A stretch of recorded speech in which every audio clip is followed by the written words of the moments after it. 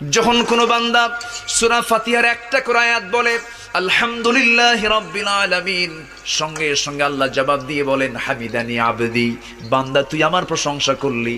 আর রহমানির রহিম যখন বলে আল্লাহ বলেন আসনা আলাইয়া আবদি। মালিক ইয়াউমিদ্দিন যখন বলে আল্লাহ বলেন মাজ্জাদানি আবদি। এরপরে যখন বলে ইয়াকা না'বুদু ওয়া ইয়াকা নাস্তাঈন পর্যন্ত যখন বলে আল্লাহ বলেন বান্দারে তুই আমার কাছে কি চাস, প্রাণ খুলে চারে বান্দা। ইহদিনাস সিরাতাল মুস্তাকিম থেকে শুরু করে নিয়া ওয়ালাদ-দাল্লিন পর্যন্ত যখন বান্দা বলে তখন আল্লাহ বলেন বান্দা নামাজের মধ্যে এমন প্রেমের খেলা খেললি বান্দা, তুই যা চাইলি সব আমি আল্লাহ কবুল করলাম। ওই বান্দা যখন রুকুতে যায় আল্লাহ তখন অস্থির হন।